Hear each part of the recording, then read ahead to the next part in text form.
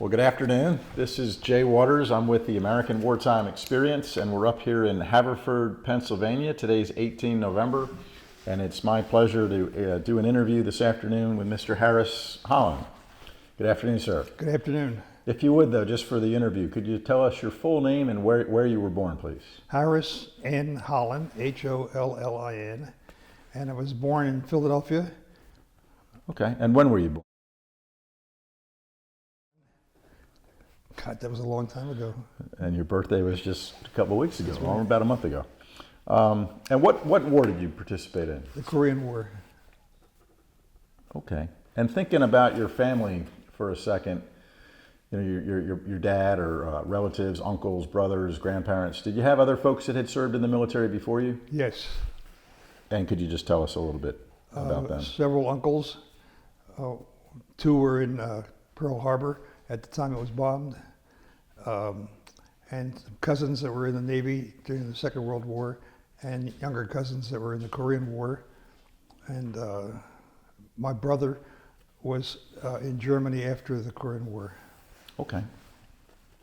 Well, in fact, speaking of, you mentioned Pearl Harbor, and if I'm doing the math here, you probably were about 10 years old. Right. When Pearl Harbor was attacked by the Japanese. What do you remember about that day specifically? Well, that day, typically on a Sunday, in our home, we would sit on the kids would sit on the floor and listen to the radio.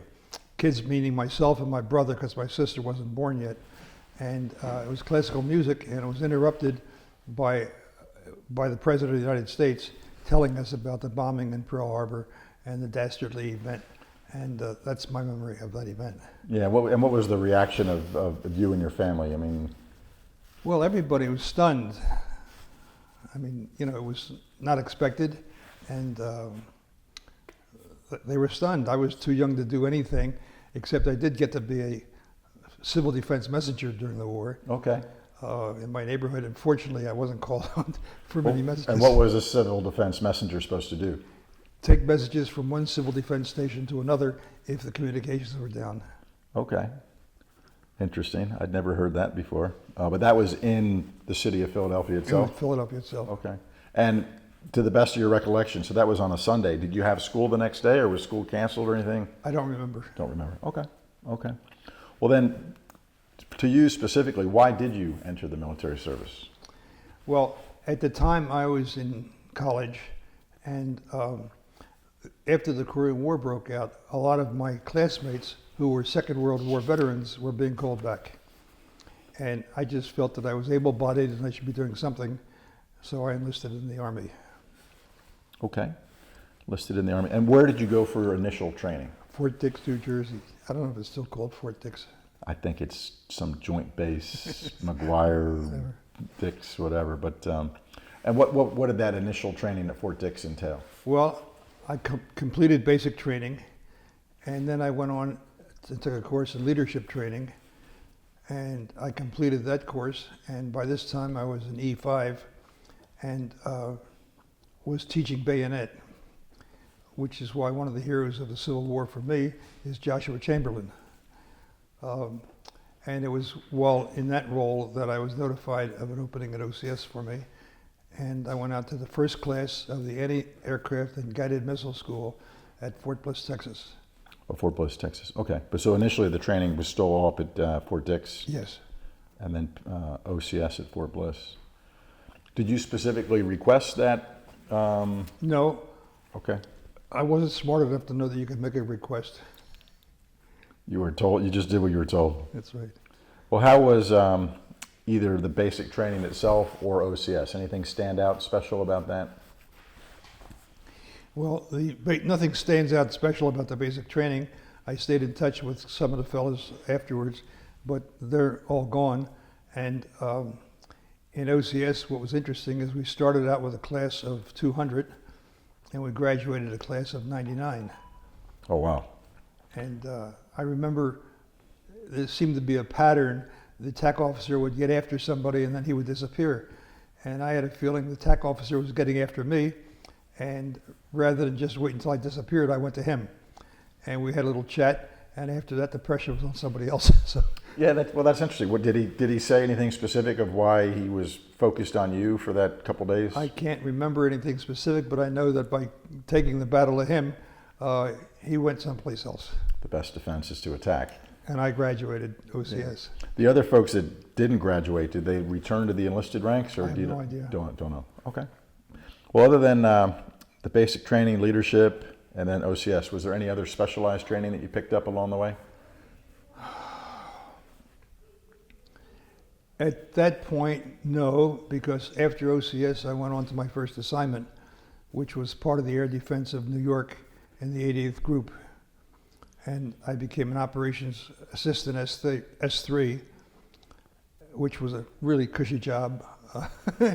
And I must have been very successful because not one bomb dropped on New York while I was there.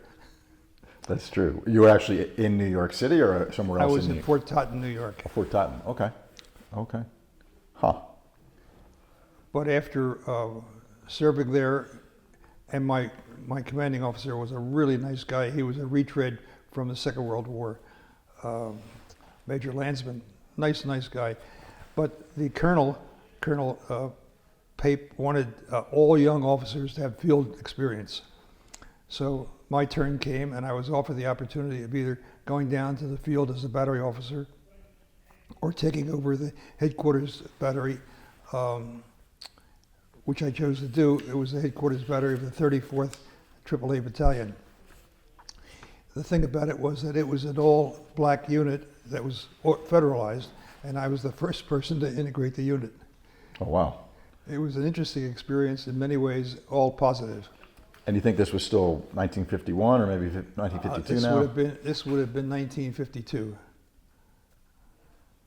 And so the Korean War is going on. It's going on. You're in New York integrating with this unit. How did that go? What were the general impressions of that? Well, it went very well. It was a little different, but we got along fine once we got to know each other. And I had taken 7 stripes in the first week for minor infractions, but after that we had an understanding. Then you were a second lieutenant now? Second lieutenant. Mm-hmm. Were there any black or African American officers, or it was all enlisted? The whole battalion, officers and enlisted, were black. Okay. Except for me. Okay. And how long did that assignment last for?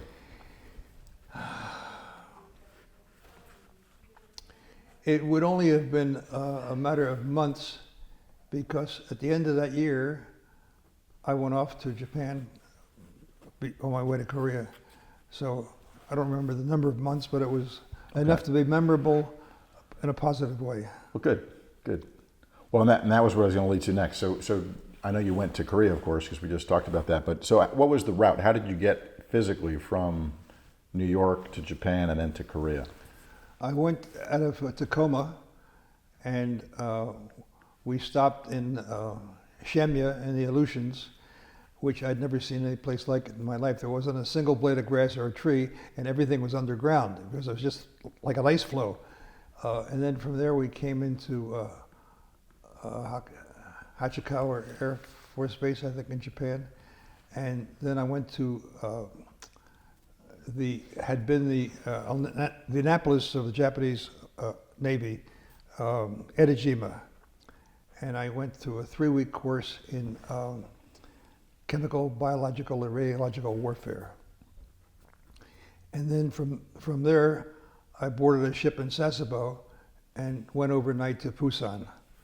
And in landing in Busan, I don't know if it was right away or a couple days lag, but we took a train up to the front line area, and then I went to my assignment at the headquarters of the 145th AAA Battalion. And at this point, I'm trying to think of like the personnel flow or the replacement system. Were you a replacement, or had a whole unit come over, or no, what was going on? Unfortunately, it didn't work that way. I was a replacement. The 45th Division was the Oklahoma National Guard that had been federalized, and we were being replaced as the people went out. So not as a unit, but as individuals. Individuals, okay. Which, in thinking about it, is probably not the best way, but that's the way it was. And I was the S3 there S3 or the assistant S3. I'm not sure at this time, but we had some losses up on the front, and I was required there more importantly than I was at headquarters. Yeah, I mean, specifically, was there a person that you were replacing that was like a loss? Or not that I knew. Don't know. Just I know I got set up there, and there was a job waiting for me. And then just one question, because you mentioned the nuclear, biological, chemical training that you received in Japan. Was there a perceived threat that the North Koreans and Chinese might have or use chemical weapons against you guys? I don't know why they had that schooling for us, but I wasn't the only officer to be sent to that school. Yeah. So I'd never heard that before. I mean, but that's interesting. So one of my friends was a fellow I befriended, and we became good friends, was Eugene Gettig, and we were in chemical, biological, radiological warfare together, and we lost touch in Korea, and I learned later that he was killed by a Chinese mortar, and he and I had started a competition between ourselves for who would shave their mustache first. And when I learned he was killed, I shaved my mustache, and I've never worn a mustache since. Look, it's got nothing to do with yours. My father wore a mustache all his life. No, that's unfortunate about your friend. Yeah. Just as a digression, many, many, many years later, I was at a bank in Philadelphia, and I saw a name tag like you're wearing with his name on it, his last name. And I said to the fellow, "Are you related to Eugene Gettig?" He said, "I don't know. I'll check when I get home." It turns out that he was a nephew, and didn't know it, and that he had relatives in the Revolutionary War. Wow. And he had a sister or something who was in the National Guard, who was related to Eugene, and she and I were communicating for a long time after that. That's an interesting side story. Absolutely. Well, so as you went into Korea, I'm trying to again think the replacement flow. Was it going to be a one-year thing, or was it going to be for the duration, or what was your understanding? Nobody ever told us. Didn't tell you. Okay. Maybe they told us, and I didn't understand what I was hearing, but I had no idea. Okay. What I was going to be there for. Well, so you get sent further up to the front lines, so to speak. What time frame do you think this was? Well, this would have been April of '53. There already was some action by that time, and I guess that's why a replacement was needed. And we were preparing for our position. We were defending the Korean Army in front of us. It was the 7th or 20th Rock was there, and then when things heated up, the 20th Rock got really wiped out, and were replaced by the 7th Rock, and they got wiped out too. Meantime, there were other elements of the 45th Division to our right flank, but we were not part of them. We were on detached duty supporting the Koreans. Yeah, the 45th, was that a U.S. division? Yes, that was Oklahoma National Guard. Okay. And I remember vividly every night there would be funeral pyres. They burned the bodies of the Koreans that were killed. And I heard, I don't know if it's true or not, they would take the ashes and distribute them to the families of the people that were killed there at that time. And my impression of the Koreans at that time was that they were good people, but they were not well trained and they were not well equipped. And that was one of the things I laid on MacArthur, because that was his responsibility, and I faulted him for that. Justly or not, but that's the way I felt. Anyway, we got these positions going, and I took over a position that had already been in place, but we were moving our guns up to it, or increasing the number of guns. And I remember it was very, very hilly, very mountainous there on these hills. And one of the half tracks is going around a hill, and as it backed up, its brake failed, and it fell down into a minefield. And fortunately, the crew fell off on the first flip, and nobody was injured. But the thing was down there in the minefield, and we weren't going to bother with it. So after the war, I had to fill out a KCL for that piece of equipment. And what's the KCL? Korean Combat Loss. Okay. And it's amazing when you think of what things cost today. But the Total value of the guns and the half track and all the ammunition was $10,000. Yeah, wow. I wouldn't buy the tires today. Eventually, somebody must have scampered down there and tried to salvage something. I never, who knows? never Who got knows? involved with that. Well, I mean, here's a question. I've always heard about how brutal the weather. You mentioned the terrain, but the brutal weather in Korea. So what's April Fortunately, weather the like? time that I was there, the weather wasn't brutal. I mean, it got hot in the summertime, it got cold in the wintertime, but it wasn't unbearably cold. I don't remember the discomfort of the weather being so much to comment on it. So I was just lucky about the weather at the time. But we Yeah. were way up in the mountains. Well, and as you're moving up, you mentioned about the guns, and you got some South Koreans in front of you, but you're seeing these funeral pyres. Are you hearing? They're in back of us. The Oh, that was behind you now. Okay, but are you like hearing fighting almost immediately as you start moving up, or what's kind of going on day to day? Well, day to day, we couldn't be up in the daytime because we were visible. So the only time we would get up in the daytime is in the morning, when the late in the morning calm was called. You had these clouds in the morning, and we couldn't be visible from the enemy's side. So we get out and get some fresh air and stretch our legs, which we could do behind the line anyhow, but not in the morning. And then we would have some incoming rounds, and we were bunkered in a way that would protect ourselves unless we got a direct hit. Our guns were cut into cuts so that they were not exposed except, again, for a direct hit. And we had a fire direction center behind the line. It was very simple, but it was enough that we could take orders from forward observers and give them fire where they wanted it. Simple plotting boards and so forth, but it worked. And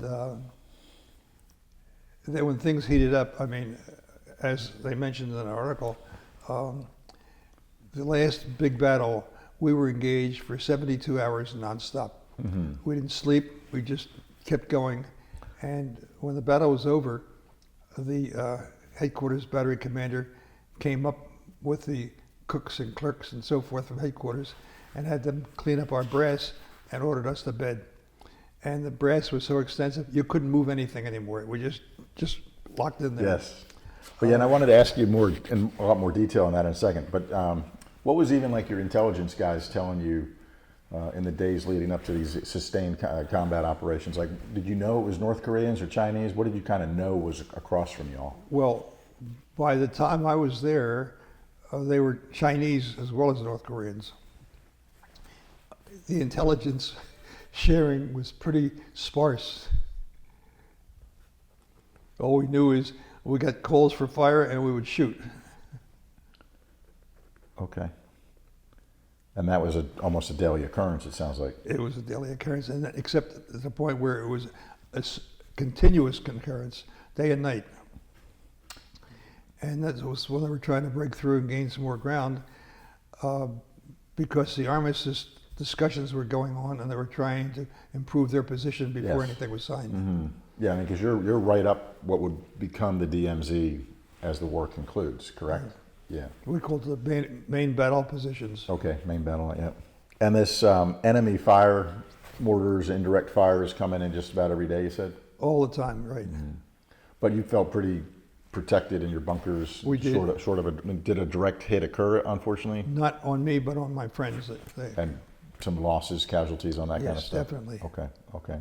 And were you still getting additional replacements and supplies, things pushed up to you? Need replacements because we didn't have any body losses. Okay. But we were looking for constant replacement for the ammunition. Okay.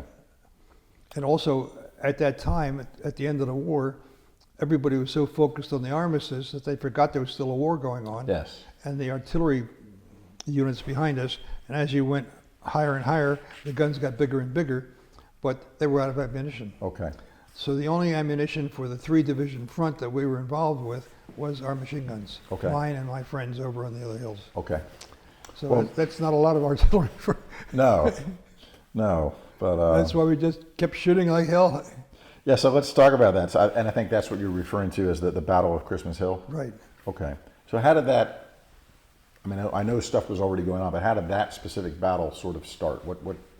what kind of happened next? The beginning of this 72 hours of nonstop fighting.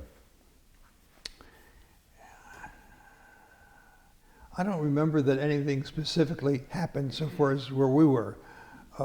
We were just told that they're coming and keep shooting. And that's what we did. I mean, we didn't think they asked any questions. We heard the rounds coming in and we just kept the rounds going out.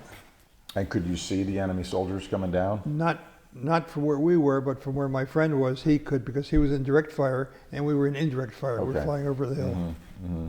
Could you hear, I mean, I've heard of like the Chinese were using bugles and whistles. Could you hear any of that kind of stuff? At night, we would sometimes hear that. That would be Bed Check Charlie. They'd drop a hand grenade or something like that on us.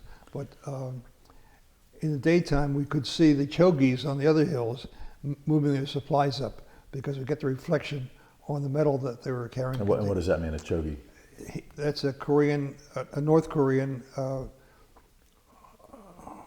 what would you call him? He was a utility person, not a fighter, okay, but a utility person. And you could see the supplies moving up. But so. Well, so then we did. By the way, we did have flares on the battlefield. There were our flares, so that we could see anybody crossing, the lines. And we also had a searchlight that was close to us, and that searchlight again would light up for visibility. Okay. And we also had one tank from the 245th Tank Battalion, and they would fire, direct fire from that position. I would imagine that searchlight though became like a big target for. You'd think so, but it never got knocked out. Okay. But you had a pile of bugs like that in the morning at the base of it. Well, yeah, not that you're going to eat bugs, but how was the chow this close to the front lines up there? It was not remarkable. I don't ever remember being hungry. I remember there was one time when the food supply got interrupted and we were living off of canned fruit for a couple of days until it got caught up with us. And I vowed then to never eat canned food again until I came home, met the girl I was going to marry, went to her mother's for dinner, and there was canned fruit. So I made an executive decision. That was probably a good choice, right? And then you ended up marrying this young lady. Next month it'll be 69 and a half years. Oh, wow. Or actually 69 years. What's your wife's name? Sandy. Well, congratulations. Thank you. That's good. That's good. Well, so as this 72-hour battle is now starting and commencing, I guess you don't know what you don't know, but what were you thinking? Now you're 6 to 7, 8 hours in. What's kind of going through your mind? And you're checking on your men, I'm assuming, and supplies. Checking that everybody's, there. Everybody's equipped. Everybody knows what to be doing. We had enough loaders and enough ammunition flowing, and the guns were firing too constantly to cool off the barrels. But we had the asbestos gloves so we could change the barrels. Okay, yeah. And we had enough barrels that we weren't short of barrels. And I'm sorry, this is on the 50 cal, or this is on the 50 caliber okay, 50 machine. cal, yeah. Yeah. Maybe you want to hold up the 50 cal round? I know you brought one in, just for folks to see and maybe describe. That's a 50 caliber bullet, and it's designed for anti-aircraft, but we controlled the anti-aircraft at that time, so we were using them as a close supportive infantry, and it'll go through an armored vehicle. And it was very popular in Iraq because it's such a good weapon. But it wasn't designed to go against individual troops, but when it did, one was enough to stop you. So that's what the weapon looked like, the round looked like. And so you and the guys, your soldiers, you're doing, it's a machine, like belt-fed weapon? Your belts of ammunition going in, or is it in a box? There's a box that's belt-fed. Okay. And just keep the boxes filled. Yeah, but then how often did you have to change the barrels? I don't remember. We were just busy and did everything that needed to be done at the time without giving too much thought to what was involved. Sure. Because I guess, obviously, I'm thinking out loud, but if you continue to fire too long, the barrel gets too hot, it'll melt or warp or... Well, it's not functional. Yeah, okay. But we were a total of 7 half-tracks with 4 guns each, so that's 28 guns. And we went through 800 barrels, so that's like almost 30 barrels per gun. Yeah, so your half tracks, you could move up or move back if needed. Well, they are designed to be self-propelled, Yes. but we had them cut in the back, Oh, okay. so they weren't designed to be moved from where we were. Okay. Well, while this fighting is going on, was the enemy getting closer and closer, or was it still pretty much you were indirect? They did not get close. And I think I know the answer to that, but why was that? Because we shot them. Yeah. And the first time I went to China in '85, every woman my age I looked at, I wondered if I made her a widow. Well, yeah. I guess dark humor, so to speak, thinking about that, but it is what it is. But Well, when I went subsequently, and I went back several times, I didn't think about it anymore. Yeah, no, I understand. But you, before we started the interview, you were mentioning, maybe you could just say again, how many rounds you had fired and about how many casualties or enemy casualties you guys inflicted. In that period of time, in the 72 hours between Ray's guns and mine, the 7 half-tracks, we fired over 3 million rounds of 50 caliber ammunition. 3 million. Over 3 million. Yeah. And the after-action report attributed over 3,200 deaths to our shooting. Just from you guys, yeah. And I didn't dwell on that very long, because if it wasn't them, it would be me. Right. Yeah, because their intent was to just keep coming. Absolutely. Their orders were Absolutely. to advance, so they were going to advance. They were going to advance. But during the same 72 hours, is this when, I think you said, was it the 45th Division got overrun? Or was No, that? it was the triple nickel, Triple nickel. 555 field artillery. But they got overrun. They during were this. overrun, and they were not far from us. Yeah. And it kind of got our attention. Yeah, was there even a fear that somebody could get around behind you? Yes. Okay. And were you showed me the cover of the book. In fact, if you want to hold the book up real quick, if you can reach it, sorry. And so I think we can see that. So that's a artist's depiction, it looks like, of the Christmas Hill. I see helicopters. Could you just mention, were you getting any close air support? The cover is the actual shot from Christmas Hill. A photo, okay. Photo, but the helicopters were the designer's contribution, figuring to make it more interesting. There were no helicopters there in that role. Okay. The only helicopters we had were for evacuation. Okay. So you weren't getting any air support during that? No, we were getting air support because the Air Force would be bombing the people ahead of us. Okay. And it was a welcome sight. Yes. And how did the medevac system work?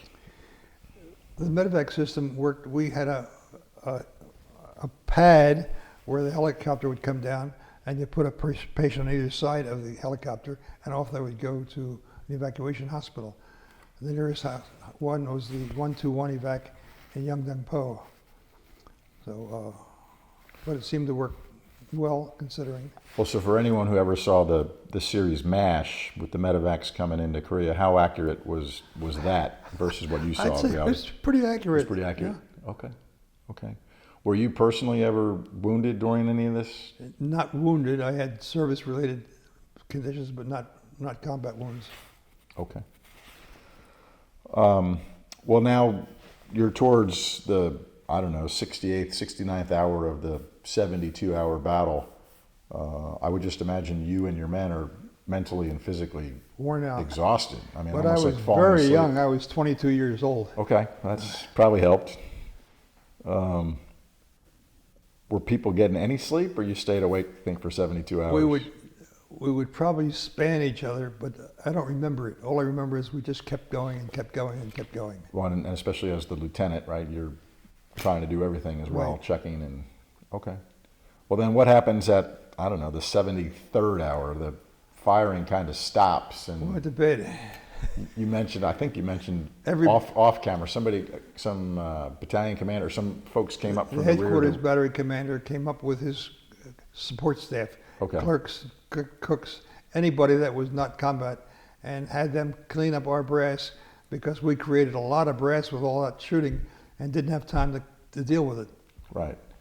But shortly after that, I don't remember whether it was days or what, but all of my men were awarded the Legion of Merit. Okay. And I can still remember them being lined up, getting the colonel putting the Legion of Merit on the wall. Yourself included? No, I got the Bronze Star. Okay, the Bronze. Okay. Which is a Yes. step higher. Okay. I guess that's a privilege of rank. Well, but even this, with the battery commander and some of the support folks coming up, and now you know the battle was over 72 hours later. But at the time, you didn't know. There could have been another attack, a counterattack, Well, or something. It had really diminished a lot as you were going into time. So the shooting stopped on their side, and we knew the battle was over from the standpoint of our immediate involvement. Okay, that's fair. That's fair. So either before or after this actual battle, how were you able to stay in contact with friends and family back in the United States, or were you able to? Actually, we had letter writing, but I'm not a letter writer. I didn't send many letters or get many letters. Okay. And fortunately, I wasn't married then, so I didn't have that concern. So I don't remember specifically doing it. I did find some letters that I wrote later on when Sure. I got back. But What and how long were you actually in Korea? well, I was in Korea just about a year. Okay. But fortunately, it was the time when the weather was tolerable, and the massive shooting at us was, because of our equipment, manageable. Okay. And our intelligence must have been better than it had been earlier, because we'd gotten a lot of false starts and very costly to us, unfortunately. But fortunately, it wasn't involving my guys. During that year in Korea, did you get some free time? And if so, what kind of things did you do? No, I didn't get any free time. There was nothing to do anyway. Okay. But I didn't get any free I'm time. envisioning like if you had some like guys playing cards or checker or domino, or reading a book. We were a small group, and I mean, you get time to sleep, and maybe the guys played cards or anything, but there were only myself, and I had the officer in the Fire Direction Control Center, and we didn't mingle with the troops in those days. And no USO shows going on or anything like that. At least No, not but where I you- did see a USO show there. It must have been, maybe in the early months before the big battle started, and I don't remember who it was. But as an aside, you maybe want to take it out of the What's up to you?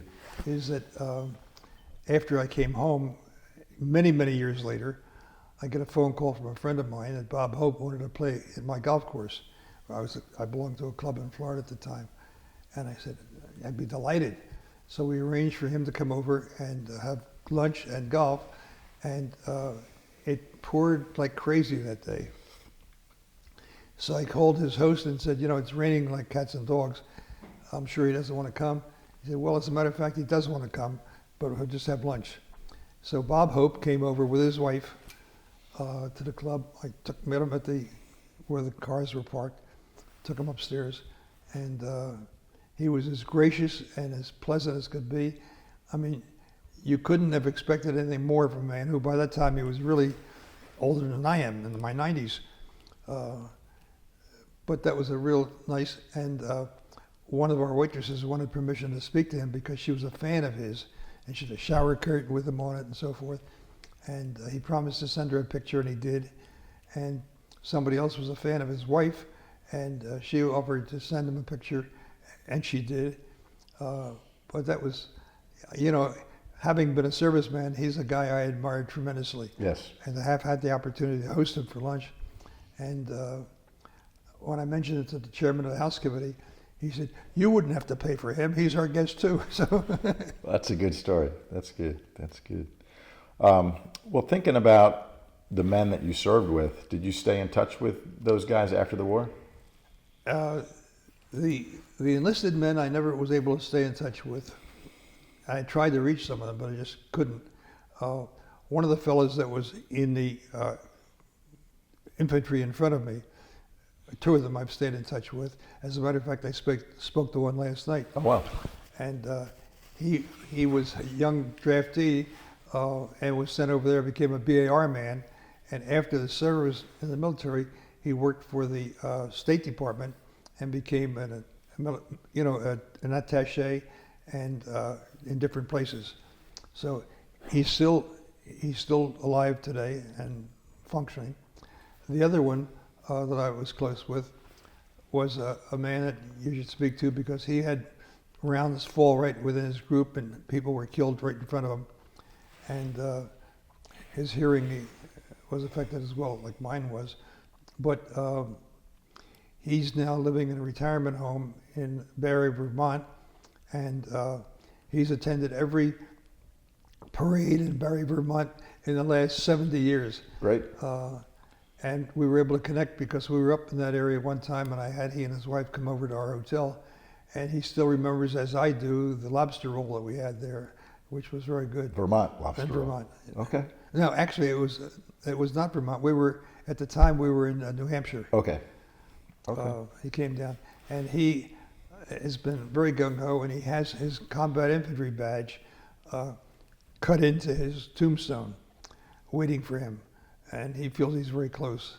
Maybe we all are, but anyhow. So those are the only two that I was able to stay close with. Yeah. Well, Harris, you mentioned something, I hadn't thought to ask about this, but you mentioned that the draft was still going on during the Korean War there for you. Did you serve with some soldiers that were also draftees, or what was that like? A lot of the soldiers were draftees in the Korean War, but we never spoke about it. You know, in those days, the guys got drafted, they went, they did what they're supposed to do, and if they complained, they didn't complain to me. Okay.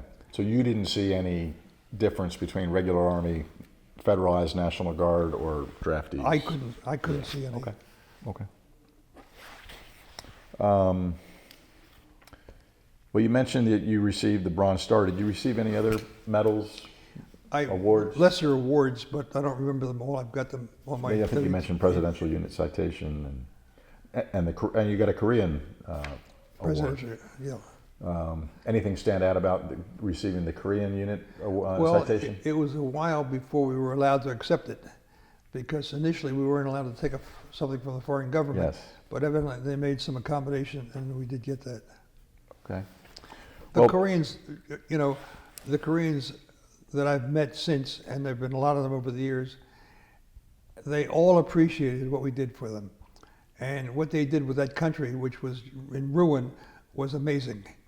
And when we wrote that book, where I was living in Philadelphia at the time, there were a lot of Korean shopkeepers, dry cleaners, food stores, and so forth, whom I knew.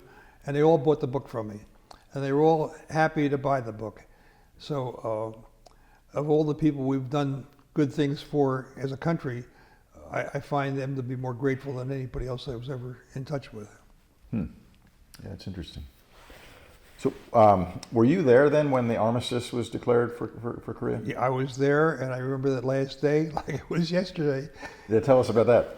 Well, we got the word that the armistice was signed in the morning at 10 o'clock, and it was going to be effective at night at 10 o'clock, and that we should try and protect ourselves as best we can, because nobody wanted to carry the ammunition home.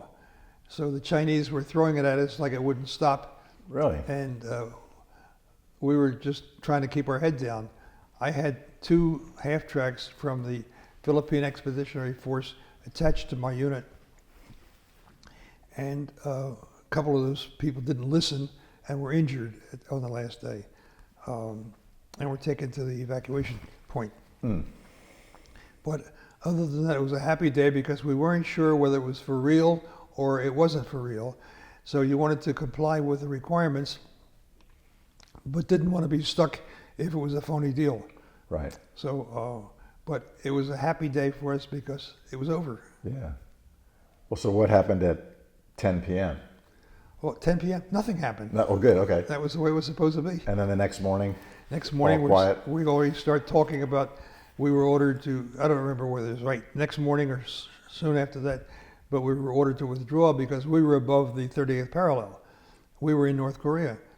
And according to the armistice, we had a certain amount of time to get out of North Korea and get back into the South. Do you remember how much time you had? It wasn't a whole lot. I mean, it wasn't it wasn't hours, but it wasn't weeks either. Huh. Yeah. And so then as you're crossing south of the DMZ, what was that like, or what did that even look like? You know, we're just in formation, taking our guns down where we're supposed to go. I mean, I didn't think about it a hell of a lot. Yeah, I okay. just was happy it was happening. Yeah, sure. So that part, like, so now you went from North Korea to South Korea. It looked exactly the same. Yeah, well, of course, it was Yeah, mountains and mountains. Yeah. There were no trees left. Okay. The artillery had Well, denuded everything. Yeah. Okay. And you mentioned Philippine units. Did you work with any other foreign? It's a UN operation. Any other foreign units? No, the Philippines were the only ones that we had. Okay. Because again, we didn't work with anything else except the Quad 50s. Okay. Well, we've covered a lot of ground. Are there any other incidents that stand out during your time in Korea, either combat related or when you're not direct combat, and something, action-wise or funny or humorous, something that might have happened? A couple of things. First of all, communications-wise, we depended upon phones, and the phones were wired. And when the wires would get blown up, I'd have to send somebody out there to put them together.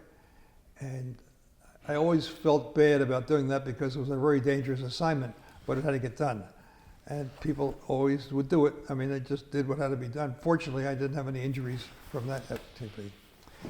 There was another time when I was moving from my headquarters to somebody else. I don't remember why I was going, and I'm in a Jeep, and my Jeep driver didn't have a flak vest on.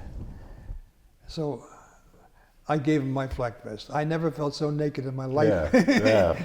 as Wow. I did without that flak vest. Fortunately, it wasn't a problem, but I never forgot that. And how a guy could be so dumb in that area, especially he was married and had family, to go out without a vest. But anyway, we got through that one. Another incident I remember is I was moving with some people, not a whole lot of troops, and I don't remember why, but we found ourselves in a minefield. And we used the bayonet step by step by step to get ourselves through the minefield. So, and we succeeded in that. I'm thinking of anything else that is memorable, other than the fact that, the artillery behind us, these 105s, 155s going up, had no ammunition. I mean, how could that be? But they were out of ammunition.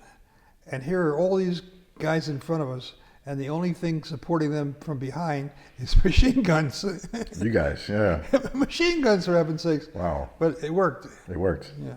Did you or your unit ever capture any North Koreans or Chinese prisoners? We did not. My unit did not. My small unit did not. The larger unit, I don't know. We weren't in communication. And you never saw any enemy prisoners? Okay. Well, how did you get back to the United States or New York? How was that process getting back to the U.S.? Well, I know going over, when I was going to Korea, they flew me over. Okay. Evidently, they were short of second lieutenants in there. Coming back, I came back by boat. Okay. Wow. And I came back on a boat that was in the North Pacific in the wintertime. Oh, boy.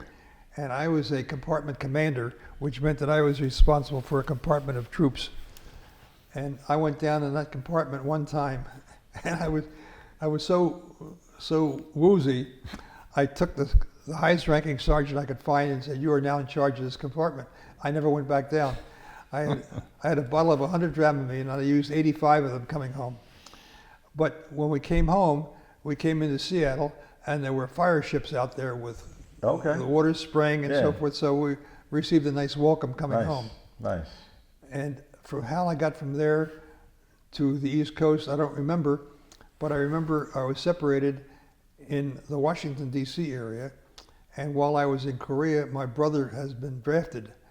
And I stopped to visit him, and he tried to give me a hand salute and a rifle salute at the same time when he saw me. And he was a screw-up. Usually he was anyhow. But I saw his commanding officer, whom I outranked at that time, and he let him come home with me for a weekend pass. Oh, that's nice. Yeah. So that was coming home.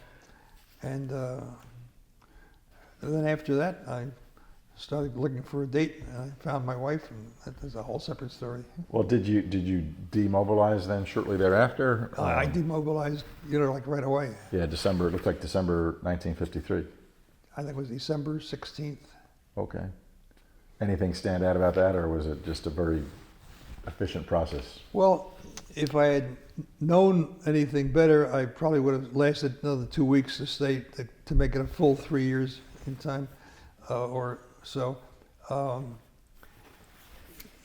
What stands out, if anything, is that they didn't do a very good job of demobilizing you and asking for any injuries that would be compensable.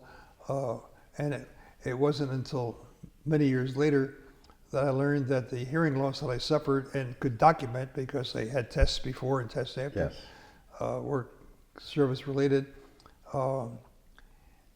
They test your hearing in quiet. In quiet, you can hear anything. In the real life, there's no quiet. You're dealing with noise of all kinds. So I'm a little persistent, and I wouldn't take no for an answer. And I finally got them to agree that, well, 1 year was service connected. And I didn't accept that as a fulfilling, and I kept on after. Finally, I got them to agree 2 years were service connected. Okay. So I get my hearing aids from the government. From the Veterans Administration, I would imagine. Veterans Administration. Well, and so if I'm doing the math here, which is dangerous, so in 1953, you're 22 years old, 23 Right. years old. Yeah.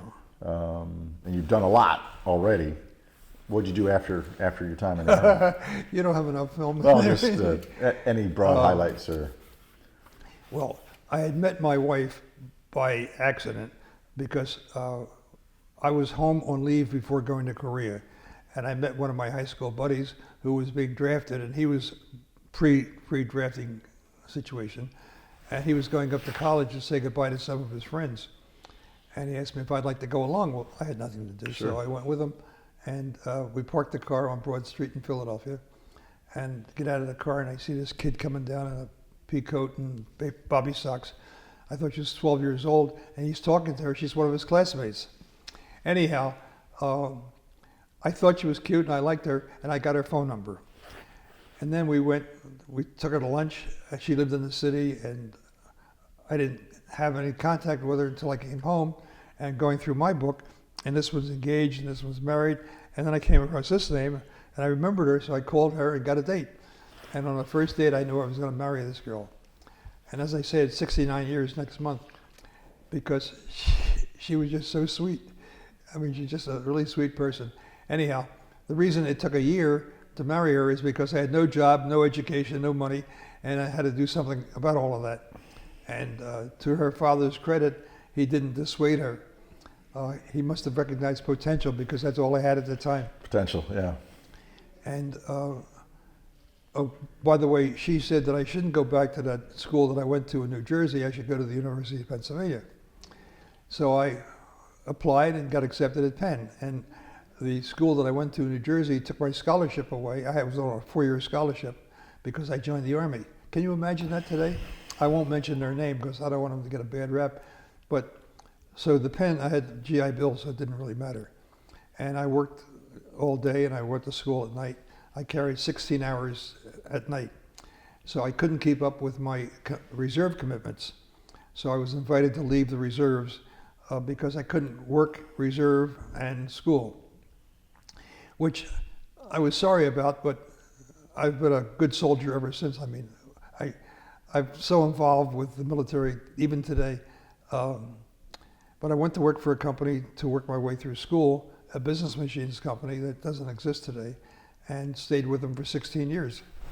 And when I left them, I did other things, but I ended up buying companies and operating them. And I've had a really wonderful life. I have 3 sons, all of whom graduated from Penn, and lovely wives and kids, 6 grandsons and 2 granddaughters, and 4 of the grandsons graduated from Penn, and they all had multiple degrees and all graduated with honors and all graduated with no debt. So I like that. Well, I've just got a couple questions left, and this has been fascinating so far. But how do you think your wartime service affected these things that you did afterwards? Well, first of all, my own belief is that any combat veteran has some degree of PTSD, more or less, but everybody's got to be affected one way or another. And when we formed the group here, the veterans group, one thing we agreed that we would do is we would not have functions or speakers that would ignite something like that again. And matter of fact, there's another combat veteran here that I invited to participate, and he didn't want any part of it. He was a Vietnam veteran. I understand that, so back off. Let me just shut this off. Sure.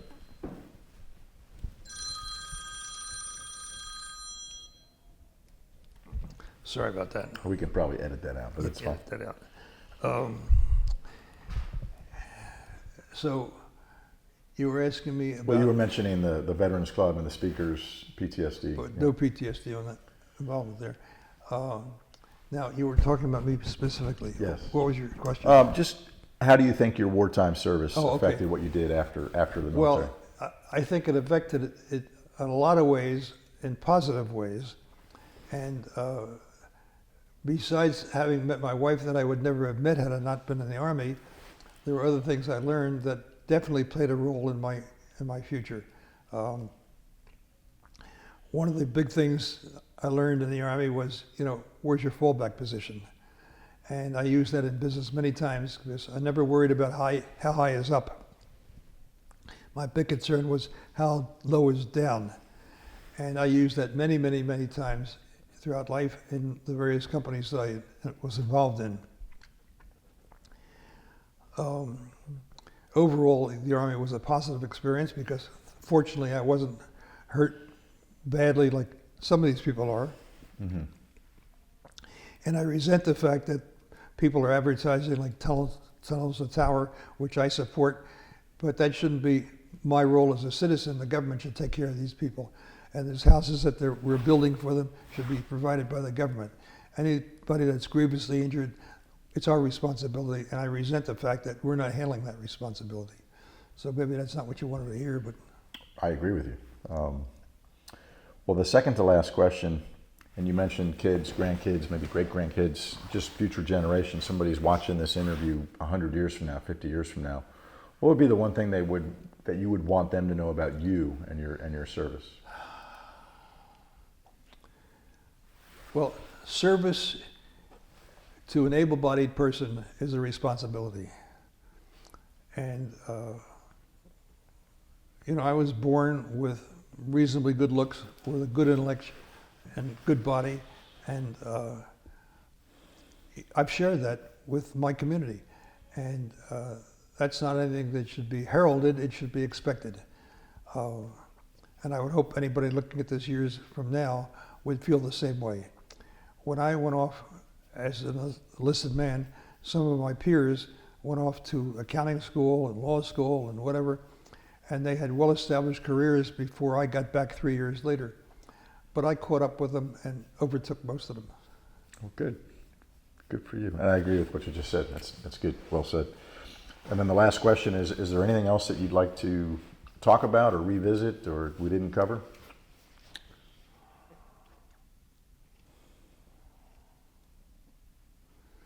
Well, I don't know if it's related, but I'm unhappy with the investment that we as a country make in our schools and the poor education our kids are getting and the lack of civics training that they're getting. And it doesn't portend well for our nation's future. It's not a future that's going to be worried for me. I mean, I'm 92 years old. I'm not going to be worrying about the future, but it disturbs me. And I hope that in the future we'll have leaders that will find a way to combat that and get us back to where kids are being taught more normal things like about the Revolutionary War, about the Civil War, about good and wrong and evil, and about how, you don't have to be woke in order to be real. So I think that covers it for me. Well, again, well said. Well, Mr. Hollin, thank you for your time this afternoon. I thought your last name was Hollin. I'm sorry. I've had your name backwards ever since I heard about you. Well, it's been a pleasure Same here, talking to you. Thank you for your time. My pleasure. Yep.